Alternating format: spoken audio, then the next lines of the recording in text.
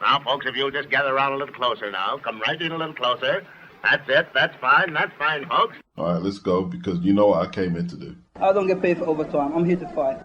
Conor, first of all, the breaking news, as you've heard, about potentially that fight between Joshua and Miller being cancelled. How are you reacting as a boxing fan yourself? Well, I just heard it when I got to the gym this morning. I can't believe it.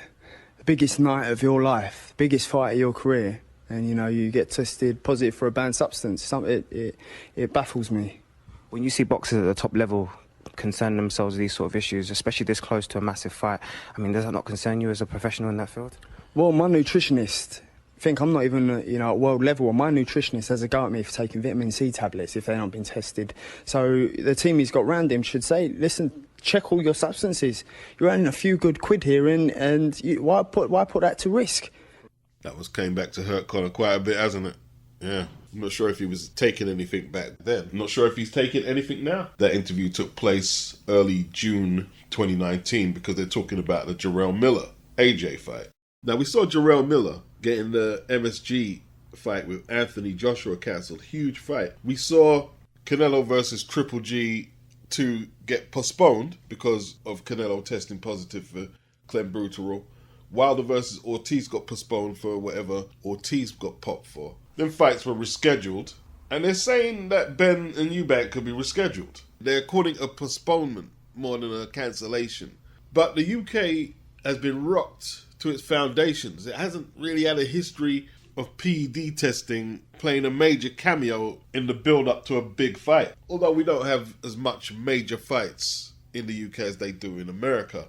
A lot of damage has been done, and it goes further than the undercard fighters for Saturday, like Felix Cash, Lyndon Arthur, Shannon Courtenay, or Galal Yafai, who apparently did a 3-month training camp. Goes further than that. There's a lot of boxers who are going to miss out with the extra investment from a potential BBC, the Virgin Media links. It's all about the trickle-down effect. Boxing, working class sport to the core. And there's a lot of working class women and men and young girls and boys, trickle-down effect all the way to the amateurs, who are going to miss out. Not just because of this one incident, but any more hits like that. Like the pandemic hit the amateur boxing scene and the pros hard. Hi guys, as you know, we're in total shock. I've been with my son for the last 10 weeks and the training has just gone absolutely the best it could ever been. But we'll keep you informed, we'll let you know what the next step is. But you know, he's a faithful trainer and he's a clean athlete. Speak to you all soon. God bless. I claim I'm innocent, but that's what they all say. Before I started the video, the first port of call I wanted to make was Tony Sims. He says after 26 years in boxing, a sport he's dedicated his life to, he can say hand on heart he's never experienced or witnessed any athlete in his camp fail an anti-doping test, voluntary or mandatory, and he stands proud by that fact. He said he's truly devastated at the postponement of such an amazing event that he was honoured to say he was part of. He's worked closely with Conor Benn for the last 7 years, when Conor first turned pro, developing and mentoring him as a fighter, in the ring and a man outside of it. He said, we have completed this recent 12-week camp alongside Conor's dad, Nigel, who has lived with Conor day to day. Having spoke to Conor personally in length surrounding the subject and listening to him, I support him as a coach and a friend. We are determined to get to the bottom of this as a team, working closely with Conor's legal advisors in an effort to understand the meaning of the adverse finding and resolve this matter urgently. Thank you for your continued support. If anyone would be suspicious or would know if Conor was a dirty athlete, it would be this man here. This has been his only trainer since turning pro in 2016. Nobody was really making memes about Conor's magnificent physique until he got popped. But in hindsight, yeah, he has developed physically, and even more so recently because he's moving up 10 pounds for the Eubank fight. Does Tony Sims know more than what he's letting on? I look at another fighter he trains, Felix Cash. He's got a tremendous physique. But if we start looking at fighters who have tremendous physiques and then putting them in the PED suspicious box, it's a dangerous road to go down. We could be condemning a lot of clean athletes. Anthony Joshua has a tremendous physique. Who was his first trainer? Tony Sims. It's not fair to condemn Conor on the basis of, well, look at the Cedric Pearnord fights compared to the performances recently. We have to establish what this is. Is it a failed test or an adverse finding? Because if you're here to condemn Conor and Eddie Hearn, and you're not making a distinction between what is what, you are one of the people who are dangerous in the world. Very dangerous person. But wouldn't like if the public took away your right to be innocent until proven guilty. But what goes around comes around. And I'm not here to exonerate Conor Benn. I'm saying, what is the state of play? Adverse finding or failed test? At the moment, it seems to be adverse finding, even though a substance has been identified, but not clarified by VADA. I was reluctant to speak about Eubank Sr. being admitted into a mental hospital without all the facts, and I'm glad I did so, because according to Spencer Fearon, who I've spoken to on several occasions and trust his integrity, he said he's just spoke in length to Chris Eubank, who is sunning it up in South Africa. And contrary to what you may have heard, he is in wonderful spirits with his wife. Hashtag a father's love. Yes. Big up the Eubanked one. So apparently, Wasserman, Team Eubank, Hearn, Matchroom, and everyone connected knew about these results a few weeks back. Now, a lot of people are saying they should have let the public know immediately about the state of play with the doping protocol. Why exactly, though? Why would they do that? They want to get paid. They want to make good on all the new contacts they've established, especially the zone. They want to progress. They want to make money. They also have a bunch of boxers on the undercard who need to be paid. Ade was talking about he knew people who had spent thousands of pounds travelling from across the other side of the pond to come see it. All their money's gone. An adverse finding, they're not obligated to tell the public anything. Why would they do that? Frank Warren was talking about Ben Eubank had to be called off, but he didn't call off the Klitschko fight when he was co-promoting Tyson Fury and sat on the information that Tyson popped for Nandrolone from the Christian Hammer fight up until Tyson beat Klitschko for the 3 belts into 2016. From February 2015 into 2016. He didn't call off that fight. Why didn't he inform the public or the press? Because the frenzy and the hysteria would have probably have led to Frank having to cancel the fight or Mick having to cancel the fight. The difference being Conor, at the moment, is not guilty. Tyson Fury popped dirty. What about the B sample? Well, from what I'm hearing, I'm just parroting what everyone else is saying. The A sample doesn't change from the B sample. It's an adverse finding. They can't determine any substance abuse or use in the case. He's free to go. Of course they were trying to find a resolution to save the fight. There's millions have been invested in the fight. The British Boxing Board of Control could have suspended Conor Benn without acknowledging VADA's ruling. It might lead them into some hot water. And I think there are current legal situations going with Eddie and Nice probably looking at restraint of trade because Conor hasn't been suspended. Here's the clinical analysis of the situation. If someone never ratted Conor out, this fight could have legally went ahead on the basis that it's just an adverse finding. You can say whatever you like. Nice and Eddie legally were entitled to put that fight on. The question needs to be asked to someone in the British Boxing Board of Control is if the mole didn't leak this information to the Daily Mail and the fight went ahead, what would they have done? Would they have informed the public or the press that Conor had an adverse finding? Or would they have let the fight go ahead under their jurisdiction? I'd love to hear their answer, because that's what they did with Dillian Whyte versus Rivas. They knew Dillian had an adverse finding, but the fight went ahead. You know, in the back of my head, I'm thinking, have they been set up? Because there's a lot of players who wouldn't have wanted to see this event go ahead.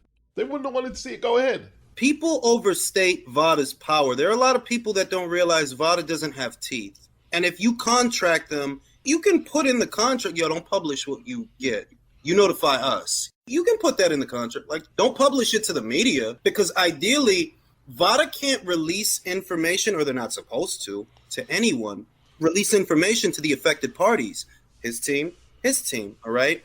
I believe. There is a mole. I believe. I saw your video. You said everything I was thinking. This was a huge fight for DAZN as a platform in the UK. Yeah. This was a huge fight. The amount of press and promotion, this was going to do buys. How many people in the UK would have not wanted this to happen? Frank Warren, Adam Smith, Ben Shalom, and a lot more people. I'm interested about this leak. Like, we know Junior spoke to Conor about the test.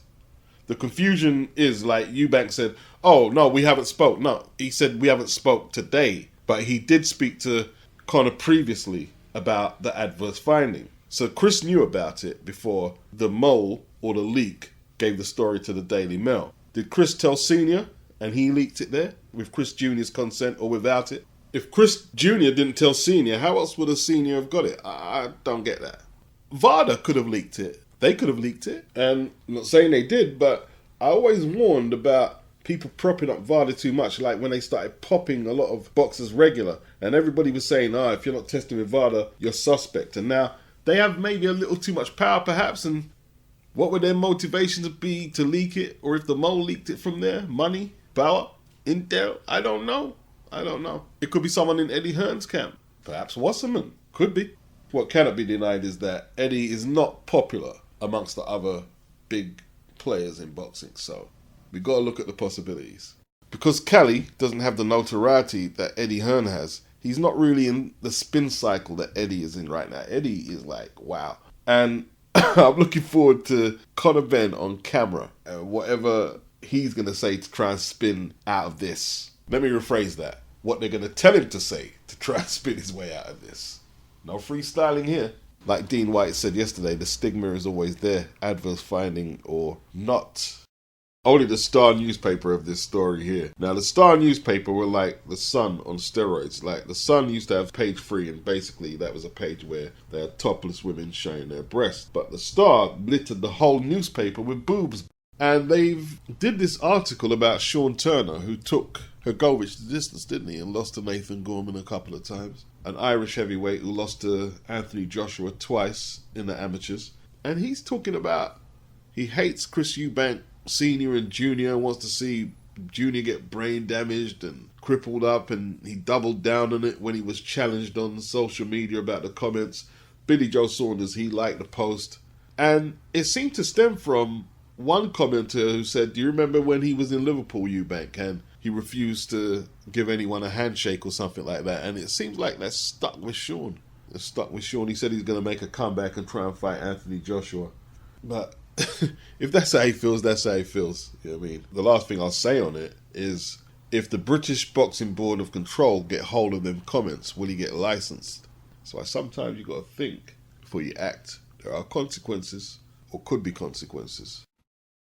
This picture that Wilder was taking with Michael Hunter was shortly after he announced his comeback, and he was just getting back in the gym. And you can see there, like, his neck, in comparison to his head, looks small. And in the picture on his right, his neck looked more proportioned to his head. Now, everybody's talking about he looks much smaller in this camp.